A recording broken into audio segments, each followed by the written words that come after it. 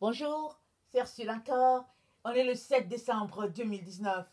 Alors, je viens sonner la trompette ce matin encore, après quelques jours d'absence, et je viens proclamer le prochain retour de notre Seigneur Jésus-Christ.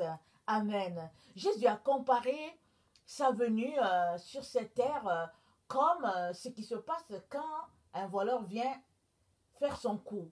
Alors, Jésus a fait une comparaison en disant que il viendra un moment où on ne s'y attend pas. Et ce sera comme ça qu'il va faire, qu'il va enlever son épouse.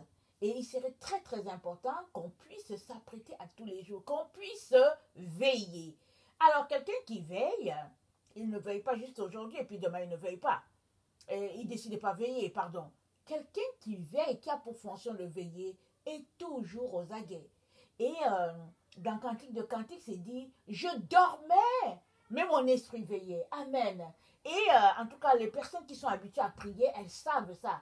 Parce que très très souvent, tu es là, tu dors, mais tu sens qu'il y a un esprit qui soit entré dans la chambre, ou bien tu sens qu'il y a un combat qui se passe, et ton esprit s'éveille, et puis tu es au courant, ou bien tu es conscient de certaines réalités spirituelles que le Seigneur amène à ton esprit. Et ça, c'est parce que ton esprit veille.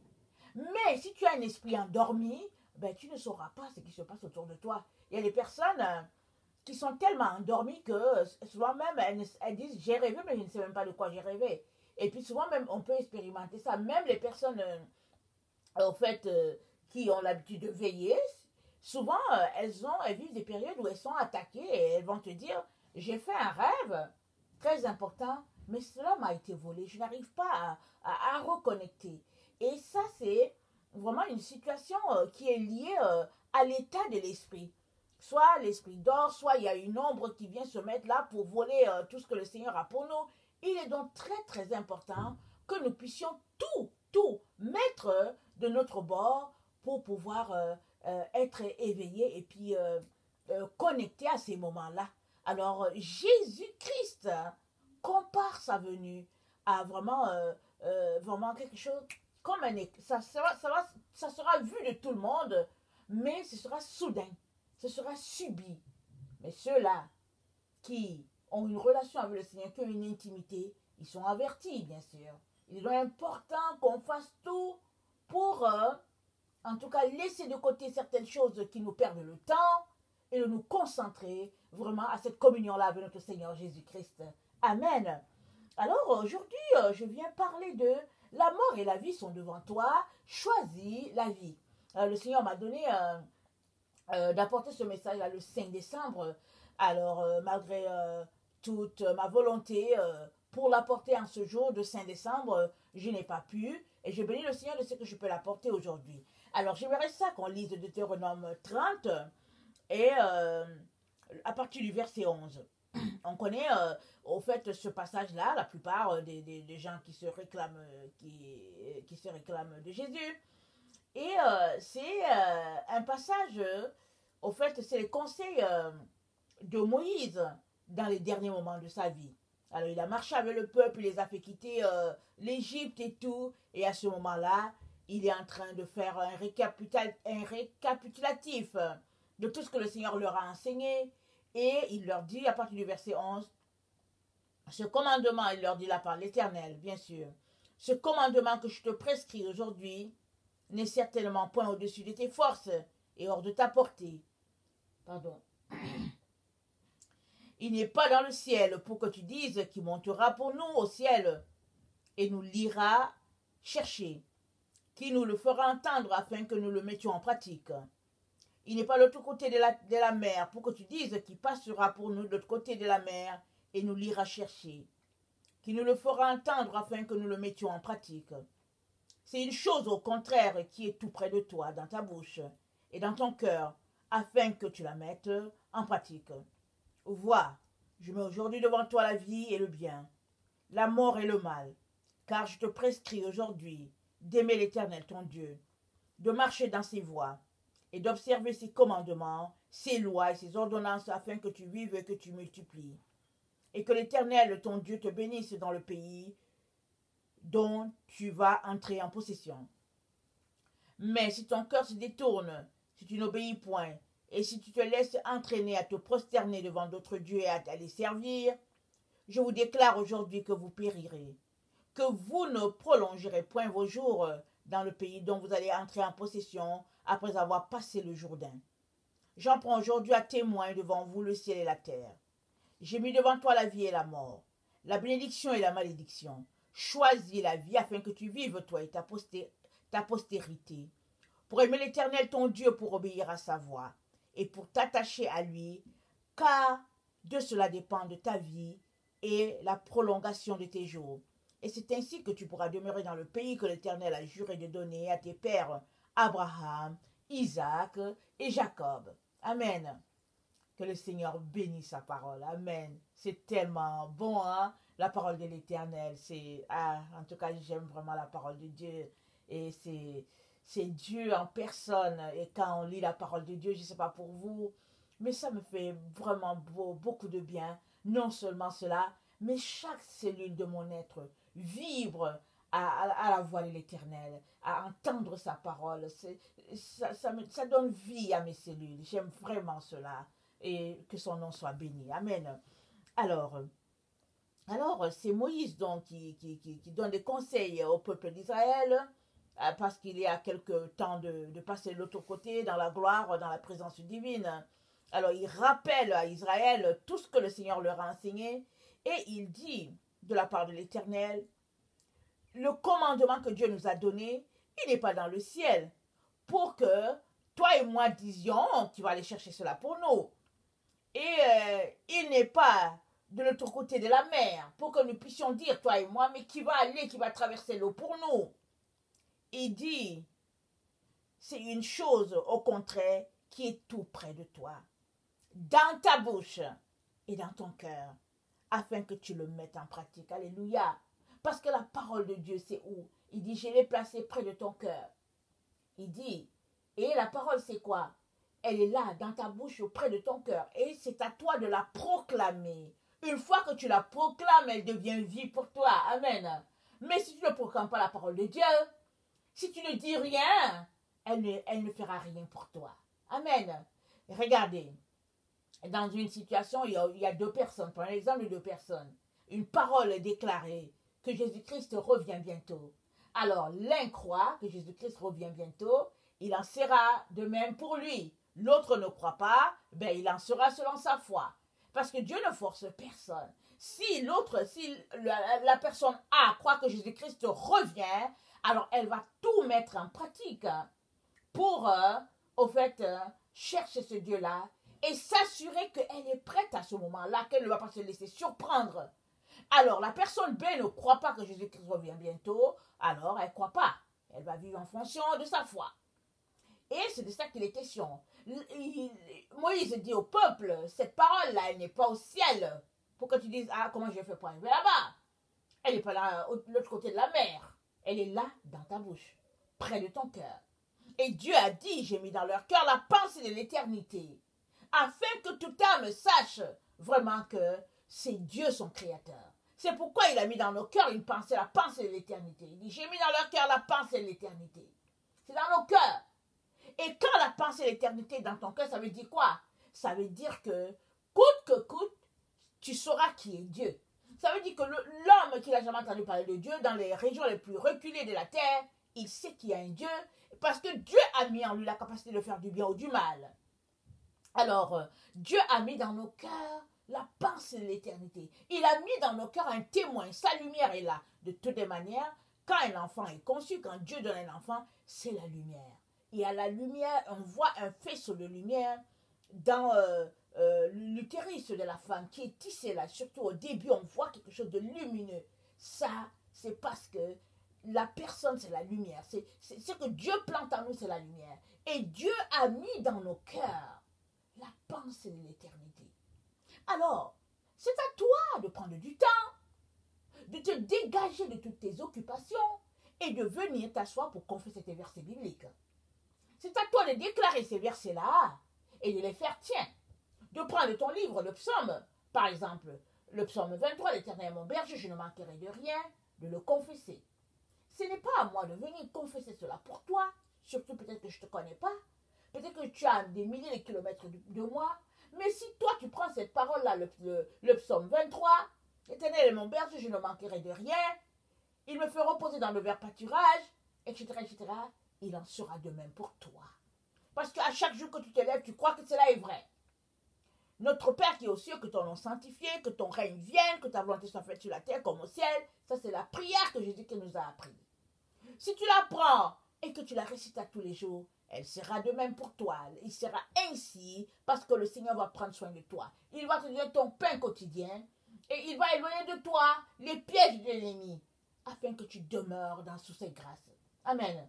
Mais c'est à toi de prendre ce temps-là. Et si tu poses des actions comme ça, tu es en train de choisir la vie.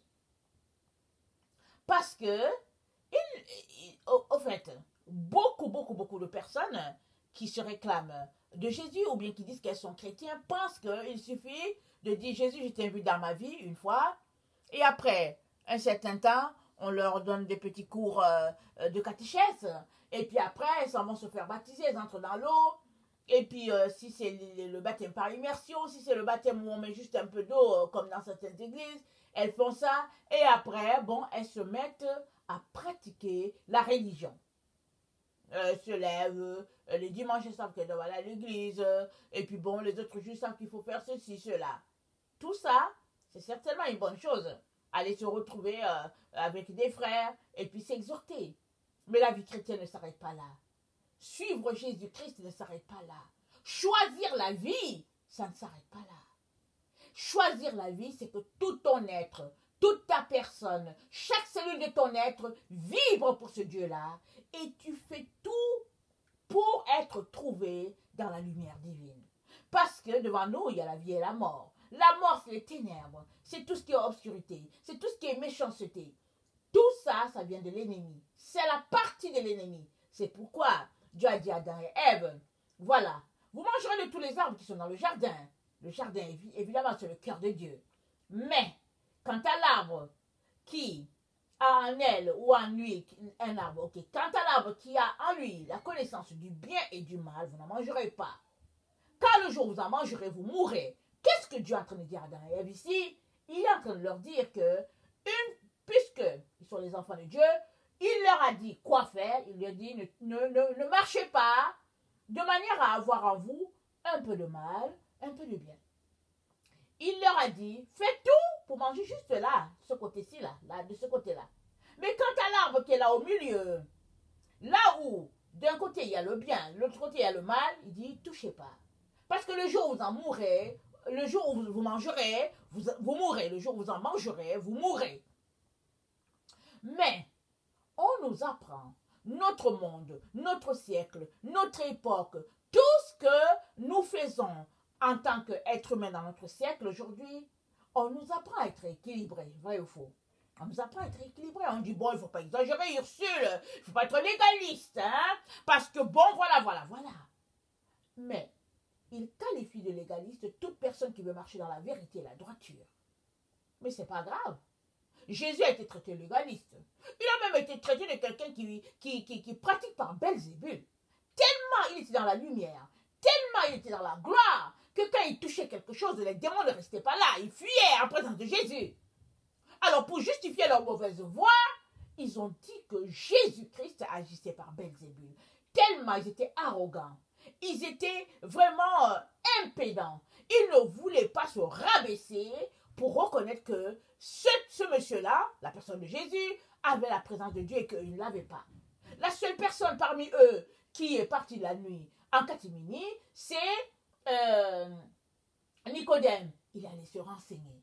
Et la Bible nous montre que il a fini par être avec Jésus parce qu'il fait partie de la deuxième personne qui a descendu le corps de Jésus de la croix. Amen, alléluia. Béni soit le nom de l'Éternel. Et l'autre personne, bon, je ne sais pas où il se situe vraiment, c'est Gamaliel. Il a formé Paul. Alors, quand on voit Paul, comment il était vraiment furieux contre les chrétiens, on peut comprendre que vraiment, Paul était comme lui. Parce que Paul est son élève. Paul a dit aux gens, j'ai étudié, j'étais élève de Gamaliel. Alors, mais à quelque part, vers, je pense, le livre des Actes, Alors on mettait les chrétiens en prison, on les chicotait, on les bastonnait, et puis quand ils sortaient, ils reprenaient encore de plus belle, encore ils évangélisaient et tout.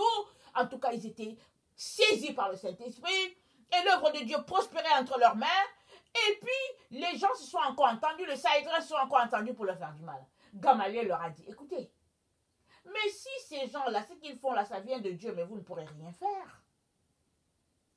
Mais si ce qu'ils font, c'est du diable, mais pourquoi vous fatiguez? Ça va finir par disparaître. Et c'est vrai, c'est ce que Gamaliel a dit. Qui peut arrêter ce qui vient de l'Éternel? Personne. Alors, ils tueront l'un, et puis la flamme va continuer. Parce que la vie avec l'Éternel, c'est une vie de chaîne. Amen. C'est une chaîne. Alors, l'un passe à l'autre, et puis l'un passe à l'autre. Mais il y a des personnes qui n'ont pas compris ça. Il y a des enfants de Dieu qui ne l'ont pas compris. Alors, ils sont là, ils se réclament d'avoir la vérité, et puis ils bloquent tout à leur niveau, et puis ils deviennent des eaux pourries, des eaux qui stagnent, et puis c'est nauséabond, et puis c'est pourri, et puis ça a du verre, je ne sais même plus comment on appelle le truc vert, et puis on ne peut pas passer à côté. L'eau pue! Mais ils sont là, ils font qu'enseigner les mêmes choses, les mêmes pourritures, et puis en tout cas la même nourriture, avariée, et puis ils sont là. Ils n'ont pas saisi que c'est une chaîne, c'est un relais. Alors quand on a la vérité, on l'enseigne à l'autre, qui puisse aussi l'enseigner à l'autre, etc. Parce que c'est comme ça que l'Esprit de Dieu fonctionne. Amen. Que son nom soit béni, le nom de Dieu. Amen. Alors, donc Dieu nous dit en ce jour, j'ai mis devant toi la vie et la mort. Choisis la vie. C'est ça qu'il a dit. Toi qui m'écoutes, où en es-tu? Es-tu de ceux-là qui ont décidé de choisir la vie? Ou bien es-tu plutôt de ceux-là qui décident de marcher clopin-clopin et qui se leurrent par de faux raisonnements en se disant qu'après tout, le Seigneur te voit, peut-être parce que, au fait, tu as donné ta vie à Jésus, tu t'es fait baptiser, tu t'es casé en te trouvant à un poste quelque part dans ton église, et puis bon, allez, la vie est belle pour toi. Mais ça ne marche pas comme ça. Moïse dit au peuple, il dit, c'est une chose au contraire, verset 14, qui est tout près de toi, dans ta bouche, dans ton cœur. La parole de Dieu, elle est là. Quand bien même, tu serais quelqu'un qui, peut-être c'est la première fois que tu entends parler la parole de Dieu, c'est dans ton cœur. C'est pour cela, au fait, que tu te retrouves à entendre cette parole-là, parce que ton cœur cherche.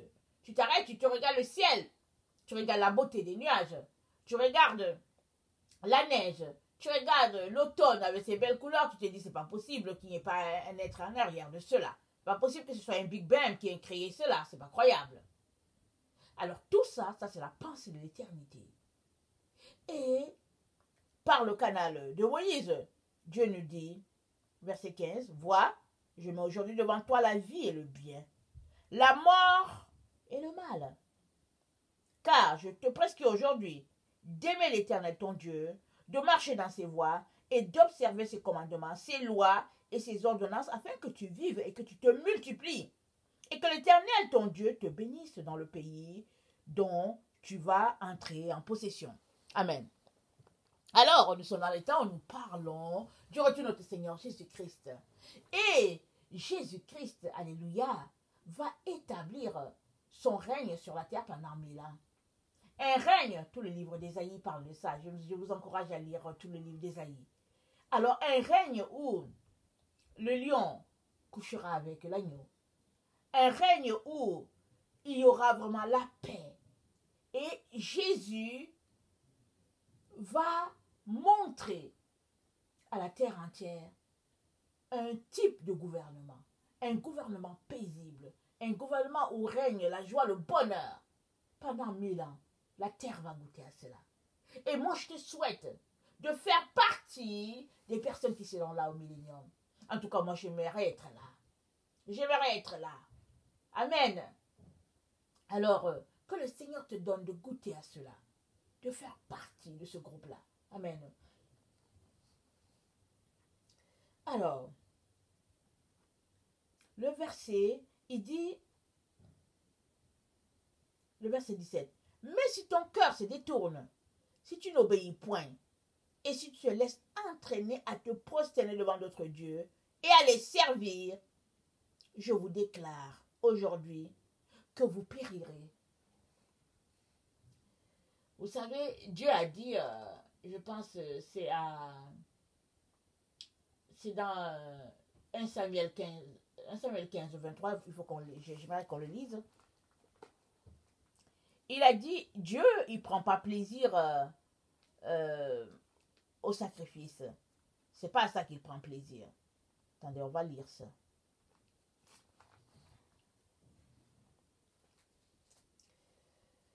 Alors, 1 Samuel 15, le verset 22, Samuel dit, l'Éternel trouve-t-il du plaisir dans les holocaustes et les sacrifices, comme dans l'obéissance à la voix de l'Éternel?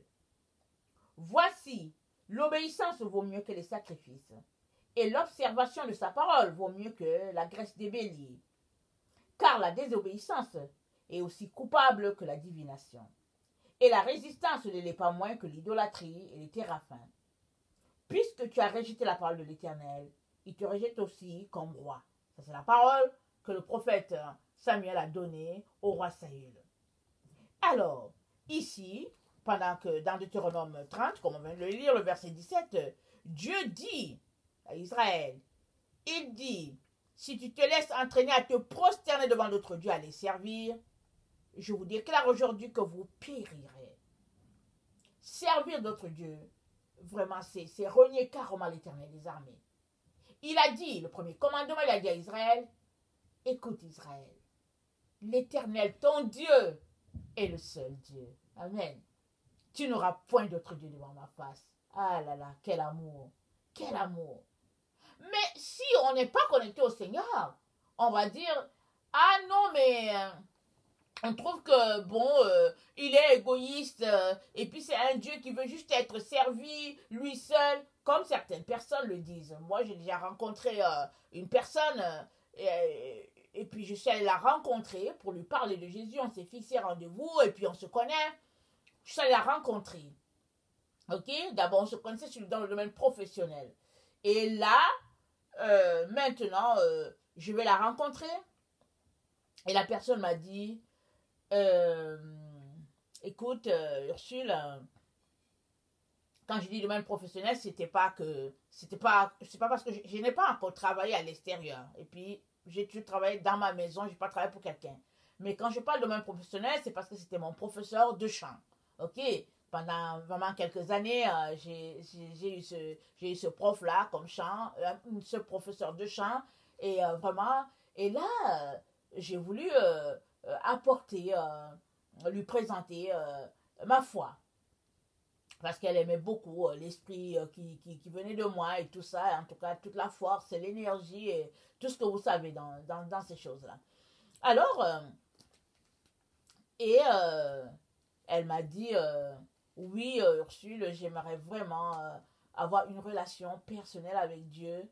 Mais non seulement je ne veux pas d'intermédiaire, mais aussi, je pense aussi que, bon, à certains moments, je pense que on peut aussi avoir une relation juste lui et moi. Elle dit avant, moi je voulais être juste mon propre Dieu, c'est-à-dire je fonctionnais sans lui. Mais maintenant, je reste convaincue que j'ai besoin de Dieu, mais je ne veux pas d'intermédiaire. Donc, elle a refusé Jésus, cette personne-là. Mais avant que je pas la rencontrer, le Seigneur m'avait déjà parlé. Et je ne comprenais pas. Je ne comprenais pas parce que pour moi, les jalons avaient été placés, posés. Et puis bon, je me disais, bon voilà, que bon, ça allait marcher, ou bien ça allait mordre, le poisson allait mordre à l'hameçon, comme on dit. Mais le Seigneur m'avait averti. Et j'arrive, elle me dit, je ne veux pas d'intermédiaire. Or, tel que Dieu a fait les choses, il a mis un intermédiaire entre nous et lui parce que c'est pas possible qu'on puisse aller à lui sans intermédiaire. Pourquoi? Parce que Jésus a donné de sa vie, de son sang pour nous laver. Il a donné de sa vie pour acquérir une place pour nous. Alors, quand nous venons devant Dieu, nous venons avec Jésus que nous présentons devant lui pour dire, ah Seigneur, oh Dieu éternel, je viens à cause de Jésus.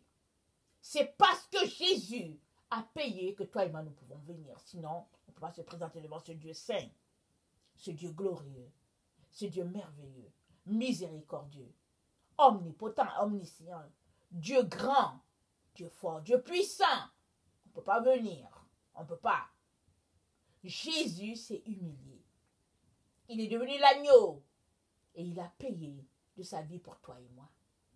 Mais si, avec ce sacrifice-là, avec ce sang-là, ce sang précieux, cet agneau sans tache, si nous bafouons cela et nous allons encore vers d'autres dieux, alors que nous nous réclamons de lui, alors on ne va pas tenir. Dieu ne peut pas nous accepter dans sa présence. Il est donc important que toi et moi décidions de choisir la vie et non la mort, de choisir le bien et non le mal. C'est un choix. Et quand on choisit, on pose des actions concrètes pour montrer notre position. C'est pourquoi Jésus a dit aux pharisiens, il a dit hypocrite, vous nettoyez l'extérieur alors que l'intérieur est plein d'ossements. Il dit non, avant de nettoyer l'extérieur, nettoie d'abord l'intérieur, de telle sorte que, bon, l'intérieur et l'extérieur sont nettoyés. En notre temps, on nous dit, oh non, mais c'est pas grave si l'extérieur est comme ça, l'intérieur, Jésus est dedans. Pourquoi? Parce qu'on nous a appris qu'il suffit de dire que Jésus, je t'aime, et puis on reste dans les émotions, on lui envoie des bisous, on fait des chansons, on pleure, on met les mains en l'air, on sautille, et après, quand on sort de là, oubliez, Jésus, c'était juste pour 1h30, et puis bon, à la prochaine, revoyure, comme on dit. Mais non, c'est ton 100% que tu donnes à Jésus. Parce que c'est dit dans la parole de Dieu, on ne se moque pas de Dieu. C'est qu'un homme aura sémé, il le moissonnera. Alors, qu'est-ce que tu sèmes à tous les jours? Une vie d'hypocrisie? Une vie de mensonge? Une vie où tu te leurres? Il est important que tu choisisses. Et moi, je viens t'encourager à choisir la vie, à choisir le bien. Parce que, choisissant cela, tu te retrouveras à coup sûr dans la présence de Dieu. Dieu est lumière, Dieu est bonté, Dieu est amour. Et tous ceux-là qui se réclament de lui marchent et vivent comme lui parce qu'ils sont ses enfants. Ils lui ressemblent. Amen. Alors, je vais faire une seconde vidéo, toujours sur le même thème, pour que nous puissions prendre des décisions concrètes en ce qui concerne choisir la vie et non la mort. Mais avant de clore, j'aimerais ça qu'on lise Apocalypse 3, le verset 11. On connaît bien ce verset. Je l'ai lu plusieurs fois, mais c'est bon de le lire. Alors, Apocalypse 3, le verset 11. Je viens bientôt. Retiens ce que tu as, afin que personne ne prenne ta couronne. Celui qui vaincra, je ferai de lui une colonne dans le temple de mon Dieu. Il n'en sortira plus.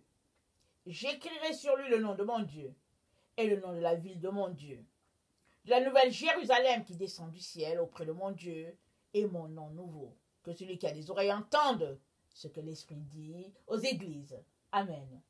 Celui, il dit, non, je viens bientôt, pardon. Retiens ce que tu as afin que personne ne prenne ta couronne. On est dans le temps où Satan a toutes sortes de stratégies pour enlever les couronnes des gens. Toutes sortes de stratégies. Et souvent, c'est avec ton meilleur ami. Souvent, c'est avec la personne avec qui tu partages le lit. C'est-à-dire ton conjoint, ta conjointe, ton mari, ta femme. Souvent, ça se passe là. C'est-à-dire, c'est subtil. Mais à toi d'ouvrir tes yeux spirituels pour dire non, ici, là, c'est de la manipulation. Ici, je ne cède pas. Je reste là dans la lumière. Je refuse de céder du côté des ténèbres. C'est à toi de vivre ce combat-là. Parce que la vie dans laquelle nous sommes, l'ennemi veut que nous menions une vie de dualité, surtout pour nous les chrétiens. L'Odyssée, c'est la dualité. Mais Jésus-Christ veut que nous nous comportions comme Philadelphie. Et je prie que chaque personne qui m'entend soit comme Philadelphie et fasse tout pour être comme Philadelphie. Alors, parce que Philadelphie sera enlevée, l'église de Philadelphie sera enlevée. Et l'épouse de Christ, elle appartient à Philadelphie. Elle se comporte comme ça. Elle se sanctifie. Elle se purifie. Et puis, elle fait des choix à chaque moment, à tout moment, elle est en train de faire des choix. À tout moment. Dans son esprit, dans le pratico-pratique, à tout moment. Parce qu'il est important de demeurer dans la lumière, afin que nous ne puissions pas sombrer dans les ténèbres dans lesquelles notre monde est déjà plongé, et le monde va aller davantage dans les ténèbres. Mais la Bible dit à Israël que les ténèbres couvrent la terre, mais la gloire de l'Éternel se lève sur toi. Dieu a dit ça sur Israël, mais on est dans le temps où la gloire de Dieu est en train de se lever sur Israël et sur tous ceux-là qui décident de marcher sur le Dieu d'Israël. Que le Seigneur bénisse sa parole. Je vous aime beaucoup et Dieu davantage. Ça y est, béni. Merci.